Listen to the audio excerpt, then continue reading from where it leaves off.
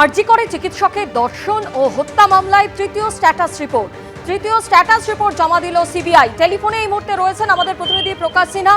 প্রকাশ, এই যে তৃতীয় স্ট্যাটাস রিপোর্ট সিবিআই এর তরফে জমা দেওয়া হয়েছে তাতে ঠিক কি রয়েছে, কি জানতে পারছো সিবিআই সূত্রে?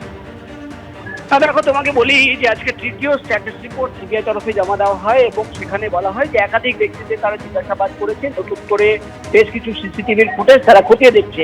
কিন্তু আজকে দেখলাম আমরা কোর্টে, শিয়ালদা কোর্টের ভেতরে যখন এই মামলার শুনানি চলছিল তখন পরিবারের তরফে যে আইনজীবীরা কোর্টে হাজির ছিলেন তারা কিন্তু বিস্ফোরক অভিযোগ আনেন। তারা একটি খামবন্ধ রিপোর্ট বিচারককে দেন এবং তারা বলেন, অর্থাৎ পরিবারের আইনজীবীর তরফে সওয়াল করা হয় যে তারা একাধিক প্রশ্ন সিবিআইয়ের কাছে করেছিলেন এবং সেই প্রত্যেকটা প্রশ্নের উত্তর তারা কিন্তু এই রিপোর্টে জমা দিচ্ছেন কোর্টের কাছে, বিচারকের কাছে। এবং বিচারকের কাছে তারা আবেদন জানান যে বিচারক দেখে নিন আপনারা কেসটি দেখে যে এই লাইনে তদন্ত হচ্ছে কিনা। এবং সেখানেই আমরা দেখলাম যে পরিবারের আইনজীবী তিনি কিন্তু একটা হোয়াটসঅ্যাপের চ্যাট, তার কপি কিন্তু বিচারককে দেখান এবং সূত্র মারফত আমরা যেটা জানতে পারছি এই চ্যাট হিস্ট্রিতে দেখা যাচ্ছে যে মৃত্যু অর্থাৎ ধর্ষণ এবং খুনের যে ঘটনা তার 1 মাস পর নির্যাতিতার মোবাইল ফোন ট্যাম্পারিং করা হয়েছে। সেখান থেকে কিন্তু হোয়াটসঅ্যাপের কোনো গ্রুপ অ্যাক্সেস করা হয়েছে, অর্থাৎ সরাসরি অভিযোগ যে এই ঘটনার 1 মাস পর ভিকটিম নির্যাতিতার চিকিৎসক যাকে ধর্ষণ করে খুন করা হলো তার মোবাইল ফোন থেকে অ্যাক্সেস করা হয়েছে কোনো গ্রুপে, কিন্তু সেখান থেকে রিমুভ করা হয়েছে, এক্সিট করা হয়েছে।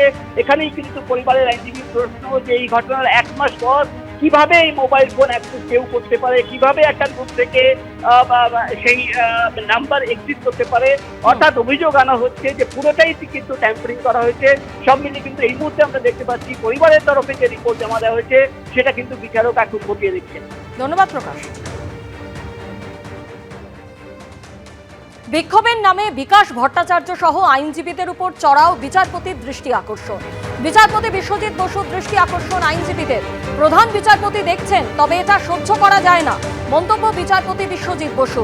মামলাও করবেন আবার এসবও করবেন, চলতে পারে না, মন্তব্য প্রধান বিচারপতি।